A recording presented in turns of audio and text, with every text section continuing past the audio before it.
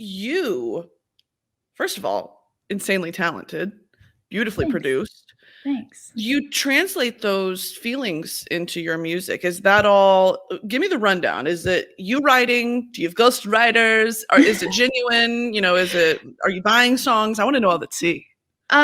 So in the beginning, I would say my first two songs. My first song, okay, I'm going to give you all the tea, because why not? Hey guys.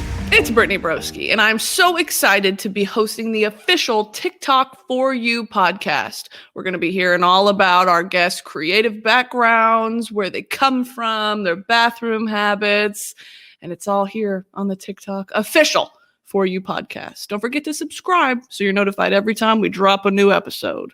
And today, I have the pleasure of sitting down with the internet's princess herself, Loren Gray.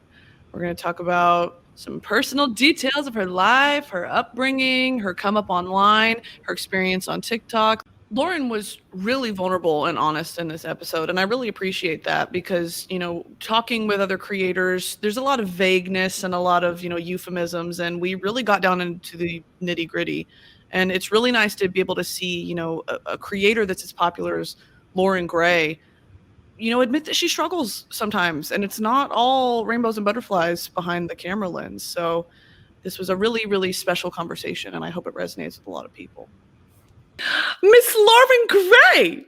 Hey. How are we, Miss Thing? I'm doing all right. It's been a year. I know. It's been a year. Long year. Yes, well, ma'am. We actually met way back when? 2020, early 2020? Yeah, We were the doing an ET interview? thing. Yeah. Yeah. How fun. You're so beautiful in person. You had that, you had brown hair. I did, yeah. I was transitioning out of my brown hair phase, and then I'm kind of back in it now-ish. Not really, not at all. But do you feel like a different person? Like an identity change? I do. I wanted change, but I didn't want to go back to brunette ever again because I destroyed my hair. So. Oh yeah, easily. Yeah. I have a crisis once a week where I want to have bright blue, pink, green hair, and I'm like, I have 6 pieces of hair that won't end well because after you bleach it for so long, it's dead. Yeah, my hair was, because I'm naturally blonde, and then I went to probably the darkest brunette I could have possibly gone. Yep. And then when I tried to go back to blonde in one sitting, my hair inevitably broke off, and now I have these front pieces that are just, yeah. Obsessed. Well, you look great. Thanks. Well, Loren, let's start from the beginning. Tell us who you are, where you're from, how old you are, all the basics. Okay. Loren Gray.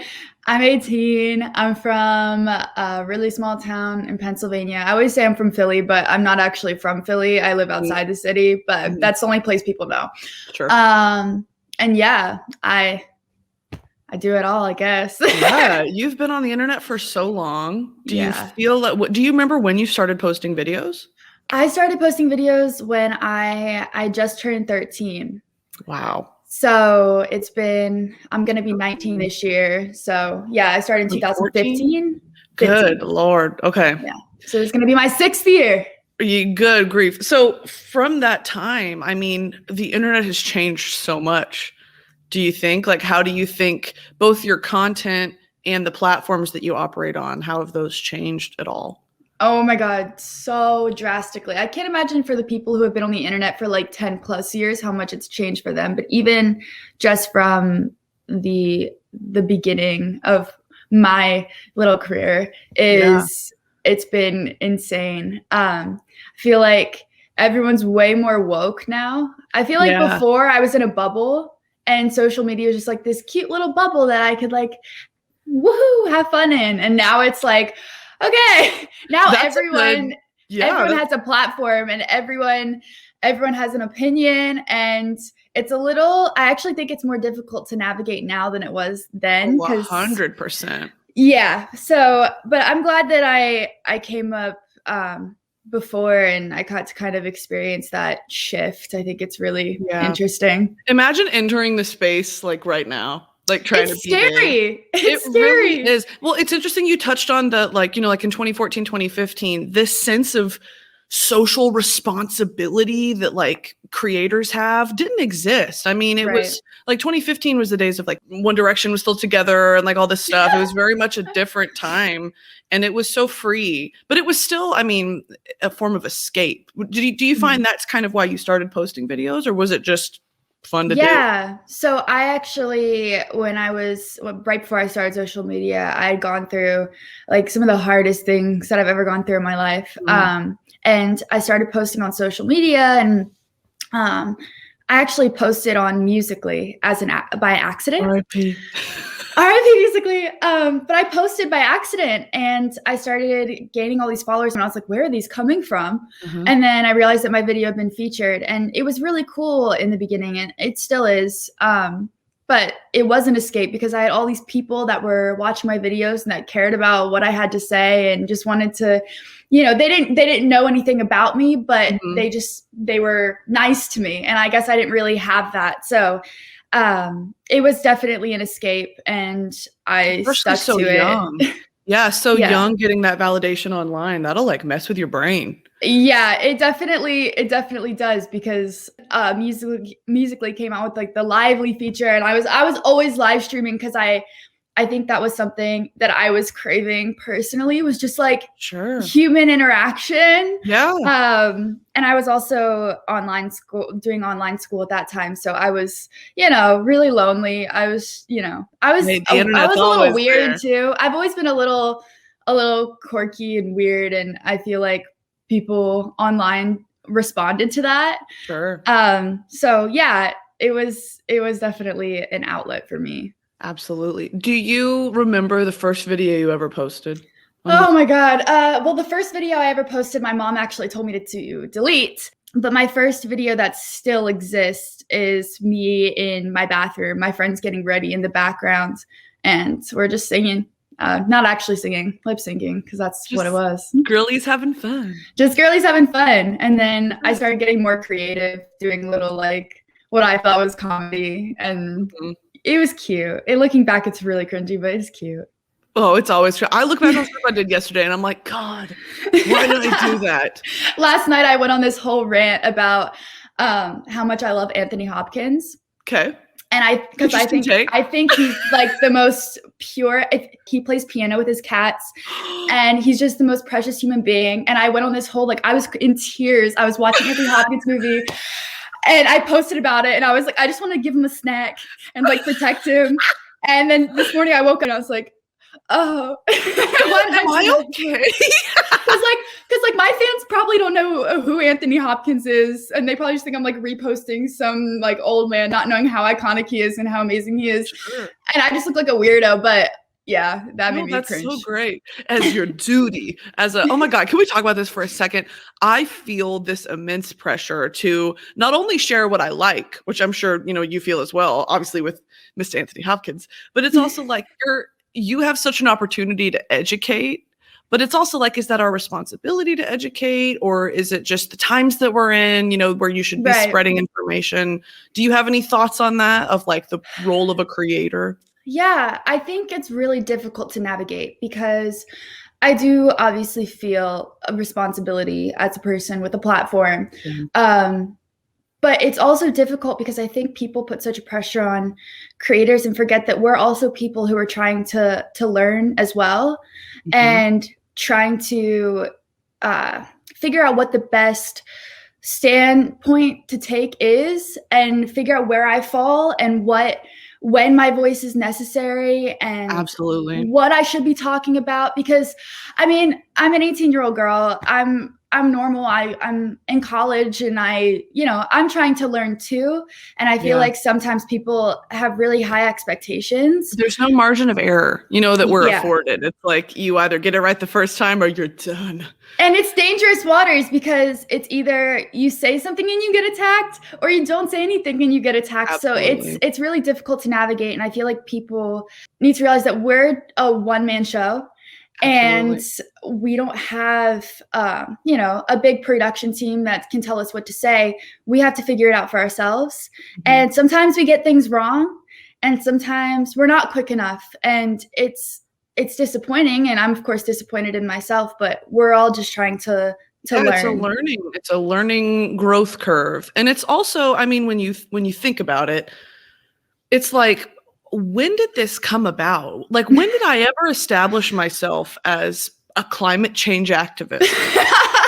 Like it turns into that a little bit, because it's when you have all of those eyes on you for whatever reason, that this has happened, and we're so fortunate, it's like that sort of guilt of like, I'm not mobilizing my audience enough for the issues that I'm passionate about. Do you have like specific issues that, you try to bring attention to at whatever opportunity you get? Sometimes I don't know if, like I was saying before, if it's my place to speak on something, especially if something isn't directly affecting me. I feel like I haven't experienced it, so it's hard for me to put myself in your shoes. You know what I mean?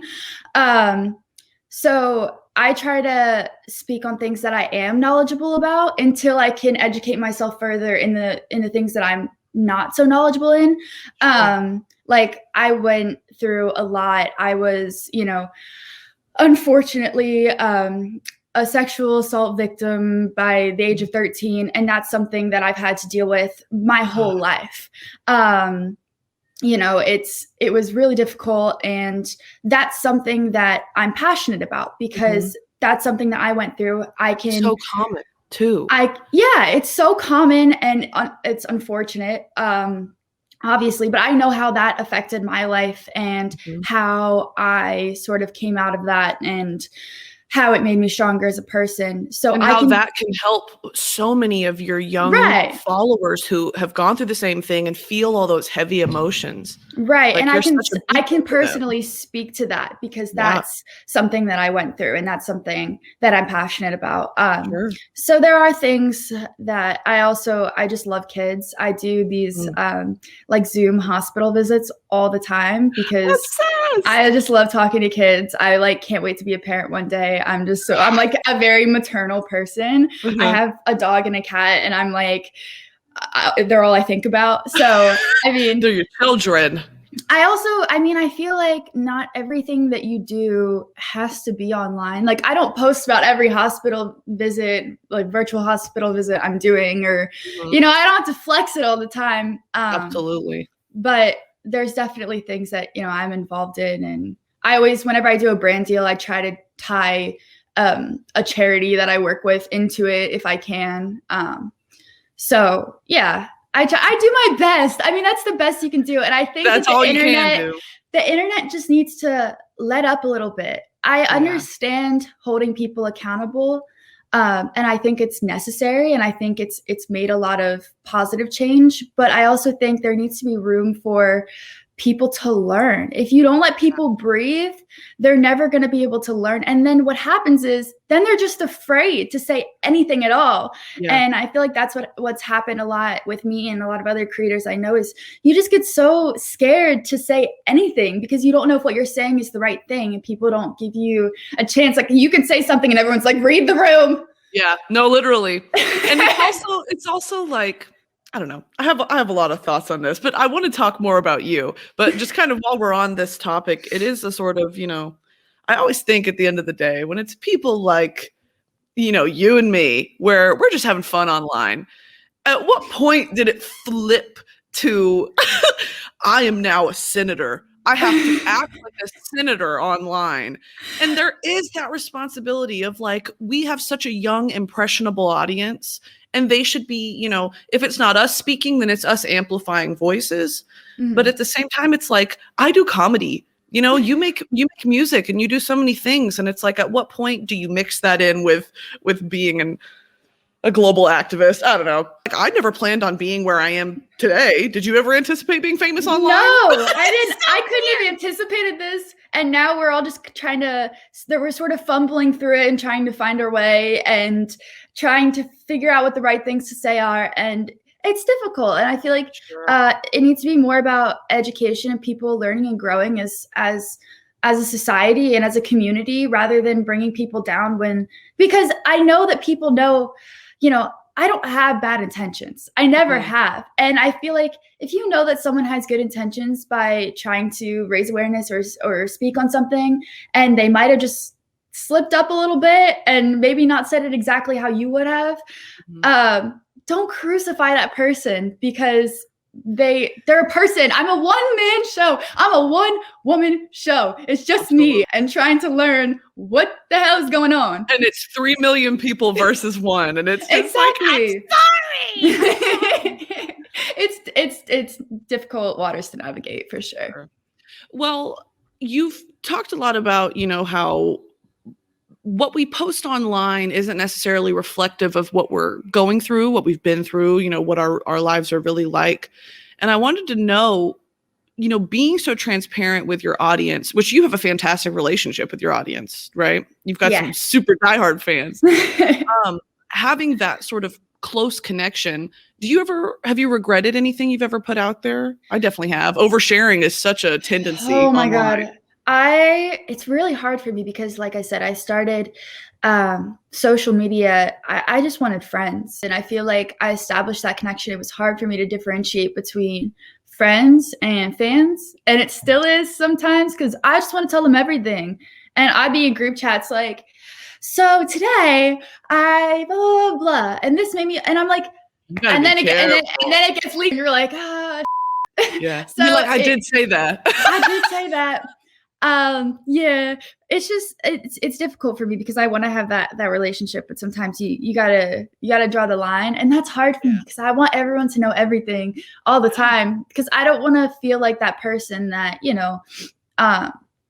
treats their fans like fans, Those when you go on TikTok live and it's like, say my name, I'll give you $20. It's like that. What is this strange parasocial relationship? I don't ever want to like exploit my audience, especially because of the way it all goes back to the way that I started out. And for me, I wasn't even this is awful to say, but at the beginning, I wasn't even passionate about making videos. I just wanted people to look at me and talk to me. It's still hard for me to make friends. Every time I make a new friend, I like run into my boyfriend is in the studio right now. He's always in there. And I'll run in there and go, I made a friend. And he's like, oh my God, who is it? And I like give him this background on this person. I actually made 2 friends this week who both ghosted me and haven't texted me back since. And it's all right. I forgive them. But I'm not thinking about it. Don't worry about it. I'm not worried at all. I was thinking about it a lot, though. I was. Well, that's very endearing. Of like you can. How about this? This is emo. You can have the 40, 50, 60 million followers and still be so. You come home to an empty house, sort of thing. Yes, 100%. Like it's only at the top, sort of thing. I've always had that problem because it's almost like. You can't get too close to like fans, which sucks, but you can't because then the lines get blurred and then next thing you know, your personal life is out. But then when you try to make friends who you feel like can relate to you, they don't want anything to do with you. It's hard to make genuine connections. And you live in a bubble. I mean, I do. The internet is a bubble. Like I feel that way a lot of like, if I didn't have before all this internet stuff, I can't imagine for you because you've literally grown up online. And I have, but I was always a consumer. Like I went viral at 22. So I had kind of lived a somewhat normal life before all this happened. And so you have your outside connections and then you have your internet connections. And, how do you balance those? How do you maintain them now? Because being online is so different from going to a 9-to-5. And so I can no longer relate to my hometown friends in that way. Right. So it's difficult of like, and especially during Corona, we're all inside.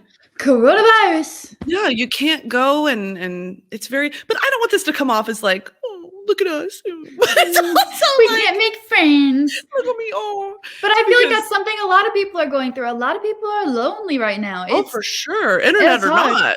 And the people that aren't lonely are, spreading COVID like a wildfire. They're in Miami. All the people who aren't lonely, they're all in Miami together. They're all in Miami.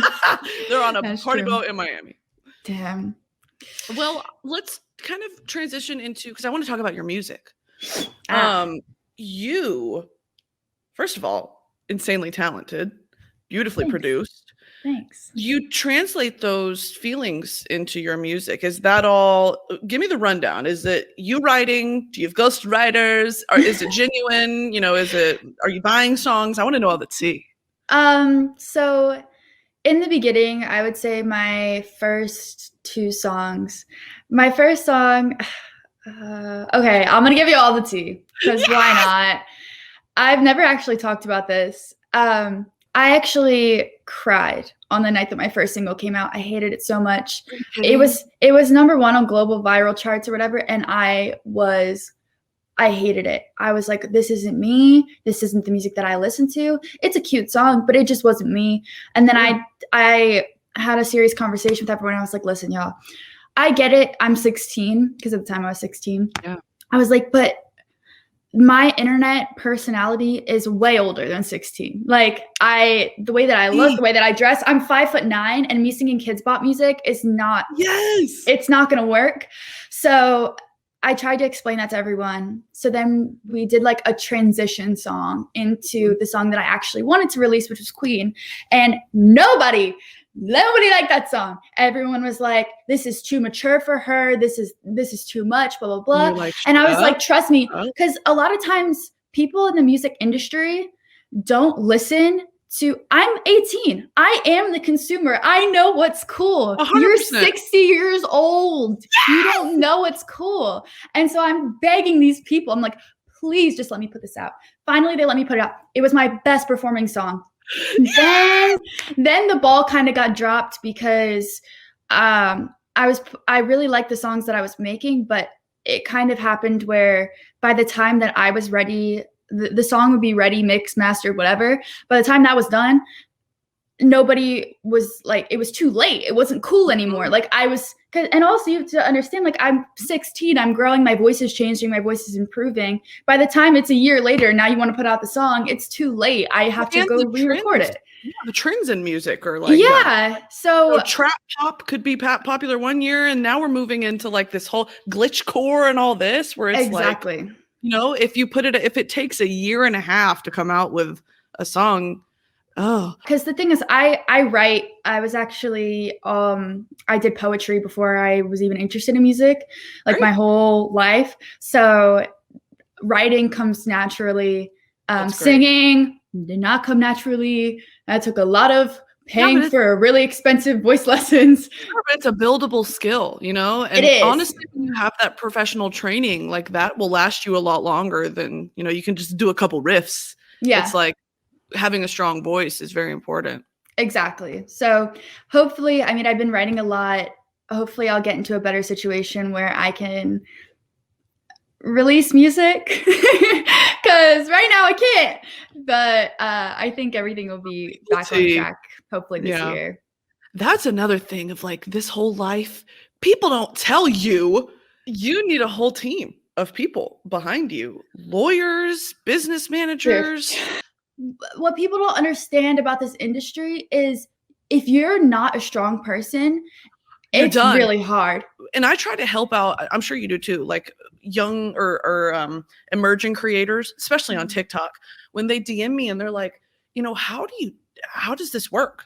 Like, how do you make money doing this? I would love to do this as a career. I have a following and all this. And it's like, oh my God, it's so important to help those newer people, because this is a scary place and creators have to stick together. So it's really scary. I mean, I was so lucky that I had my parents right there with me, because I was getting screwed left and right. Like and people don't realize that when you have a $1 million deal as a creator, oh, you're making like 400,000 because this person needs to get paid. And I mean, I know for me personally, for the longest time, I've had agent, label, management. It complicates it so much too. Business manager, lawyer. There's just, everyone gets a piece, and it's great because if everyone's doing their job, it's everyone got to eat. Everyone on my team got to eat. That's really, I think Drake said that. Maybe. Maybe Drake said that at one point. But it's hard because it's really difficult to navigate, especially in the beginning. You have to be so aware in contracts. Oh boy. Oh, Oh boy. contracts are, listen, the number one way to kill creativity is a contract. Well, do you ever feel, I mean, surely overwhelmed all the time?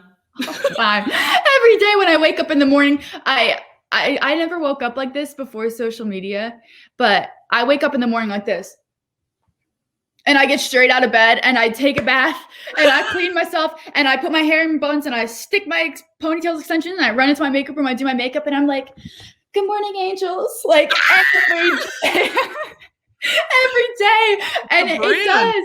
Because if I don't answer, like if I don't post right away, because I've built this relationship with my fans, they're like, where's Loren? She wakes up at 7. It's 8. And I'm like, Loren. This girl, no. Like having an app like TikTok elevate you to that point because you are so close to your fans, like on TikTok. It makes it so easy. mm-hmm. So like, are you comfortable with that relationship? Because that's so, you're, talking about friends and all that. Girl, those are your friends to a certain extent. Mm-hmm. But it's also like, that's so invasive.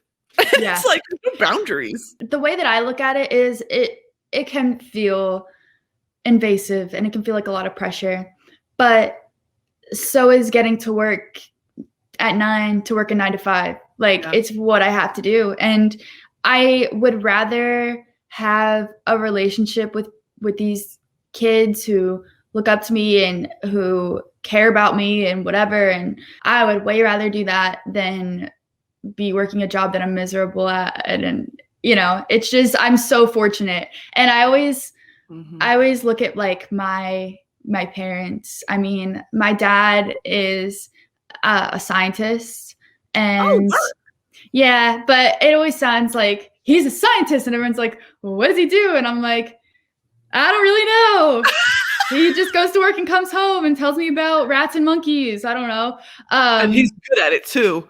Don't let anybody say he's not good. He's a smart man. And my mom works at Home Depot. Like they're just chilling, living normal ass lives. And I'm over here like, hey, I'm doing this brand deal. And my parents are like, yeah, that's good. I worked all year for that. It's like, I always have to look at it that way. Just that, and my parents put me in this position. I mean, my mom moved out here I don't think people realize like I was doing social media, but it's not like I came out here by myself. My dad lived alone. My parents are still together. My dad lived in that house by himself for upwards of 3 years. Wow. While my mom and I were out here up until right before I turned 18, my mom went back home. But that was really difficult. It's like, my dad's on the other side of the country. I saw him maybe 4 times in the span of like 3 years because he works. And that was a sacrifice that my family made so that I could, be out here and work. And it paid off. Thank God. But now I'm just out here to make my mom and dad proud and hopefully do something. I love that. That is, I mean, how fortunate to have parents that are willing to just pack up across the country. Oh yeah. What a supportive mom. Mm-hmm. I'm interested to see, kind of this new, are you planning on branding into this new, like, I'm 18, Loren Gray, like a real adult, or is it very much, because I also love that young innocence, the femininity about you, it's so refreshing. So are you planning a rebrand, or is it just the Loren Gray? I think that I've always just been myself, and I feel like that's what I want to continue to be. I mean, obviously I post more adult content, more mature content than I used to, but nothing shocking. I mean, maybe one day, but I don't know. I'm also just like really insecure, so is everybody, girl. So I mean, the people you follow who are showing everything, they're the most insecure people you've ever met in your entire life. It's true. It takes me so long now to even take a video or a picture and I compare myself to everyone all the time, and I'm the person that preaches like, oh, don't do that, you're perfect the way you are, and then I'm sitting there like on my phone like, oh, she's so skinny. You get sucked into that though. It's so bad. To talk about it too, because I talk about that all the time, of just like, yes, we exist within internet culture, but it's also like we succumb to internet culture as well. Like I compare myself to every single person that comes across my, genderless. Gender doesn't matter. I'm comparing myself to other creators. And, as successful as they are or how beautiful they are. And it's just like having that check mark doesn't exempt you from those feelings. So I feel like that's very, relatable and endearing that even Loren Gray, the beauty queen herself, is like, falling victim to that like inferiority thing. Yeah. Everyone. I mean, I have there's so many things that I'm insecure about. I wake up in the morning. Oh my God, it takes so much work for me to look like this. And it takes so much work. But yeah, I mean, I feel like just me having those insecurities and being able to express how I'm feeling and, share with other people that everyone feels a little insecure about. Everyone has things that they don't like about themselves, and it's okay. And it's okay to be a little different. I feel so cliche saying that, but it's true. It is true. Bringing it back to TikTok, I have never felt more seen as a person than scrolling through my For You page of like, I see people who look like me, and I see people who like have a similar background to me or are teaching me things that I've never learned about, that I've never even seen in my life. And I get back to that of like, it's not all negativity and bad stuff online, because we've kind of been ranting. We've been ranting, but it's great. It is. There are such beautiful parts of, being online and being a creator and seeing other people create and being inspired by other people. Dude, there are so many videos on childhood trauma that other people have gone through that I'm like, yo, are we all living the same life? Because really? I've been through that. Like, everyone is so open and honest. And that's one thing that, although it is getting a little difficult to navigate, and I feel like there's this toxicity on the internet at the moment, there's also, I think, the strongest sense of community that I've ever felt online. And I feel like that's because of TikTok. Everyone's become so connected in the way of, sharing personal experiences, and everyone just kind of feels like, oh, we're all kind of living the same life. We're all kind of going through the same things. And I feel like that's so special. There's a beauty in transparency, yes. of like, everyone is struggling. These are the worst years of our lives. So yes. Trying to act like they're not is so damaging, Yeah. These, like, young people need to see that like life isn't rainbow and butterflies. And a lot of people want to grow up to be content creators, and it's like, do it, if you've got the drive and the ambition and the creativity. But it's also like, God, it sucks sometimes. It sucks sometimes, but I feel like all jobs suck sometimes. Absolutely. And you have to take the bad with the good. And it's a very rewarding, I don't even want to call it a job, because it doesn't feel like a job. It's more just my life. It's very consuming. Like, my life is internet. Internet is life.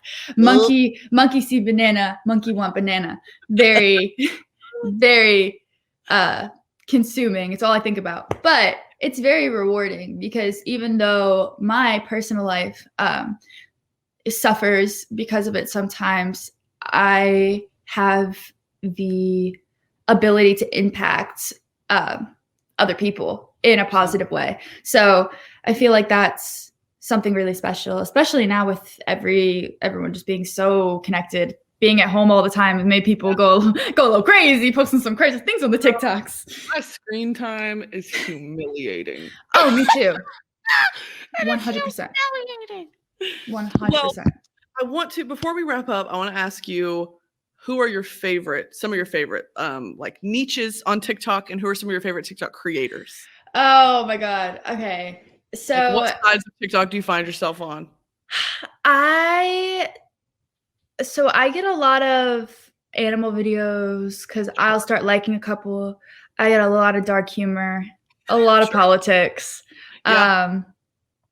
a lot of like I don't know, kind of the same content that I make. But my favorite right now is TikTok, and she's the one that goes, "Hello, bestie. I'm afraid to ask you this. Hello, bestie. I'm afraid to ask you this." Have you seen her? Hold on. Is she has a funny username? Her name is TikTok. She has this sound, and it's like pretty big right now, where she goes, "Hi, bestie. Hi, bestie. Hi, bestie." She does that in every video. She just repeats herself saying like one phrase about her bestie. Love it. But I love her. What else do I love? One person that I think is really interesting, and I think deserves way more credit is, I think his name is Gabe, and I follow him, but he has no arms, he has no legs, and it's so interesting to see how even with no arms and no legs, which is something we take for granted every day, he does like full makeup looks. Oh, and I bet they serve. Full makeup, rainbow eyeshadow, Obsessed. and he does stuff, and it's so impressive. And I'm like, wow, I take my limbs for granted, but he's killing it. I love that kind of stuff. It's so inspiring too. I mean, I know that like we could talk about this for a long time too, of, you know, the visibility of so many different groups of people on TikTok is such a beautiful thing. And we take it for granted a lot of like 100%. There are so many, I mean, I've learned about Polynesian dances and things like that, where it's like, as an American, I would never really truly be exposed to that. Right. And I have TikTok to thank for that, of I'm learning so many beautiful things, and it's fantastic. And I look forward to it every day. Exactly. Sure. I feel the same way. Loren Gray, thank you so much for sitting down with me. This was so fun. Do you have anything coming up that you'd like to promote, or what's next for you? I have a jewelry brand. Where? I founded it. It's called And Always, and we have another drop coming soon. So that's the only exciting thing that's happening right now, I think. Love it. Well, where can we find you? What are your handles? Okay, my TikTok is at Loren Gray. Well, thank you so much. This was a pleasure. Yes, you're such a delight to talk to. Oh my God!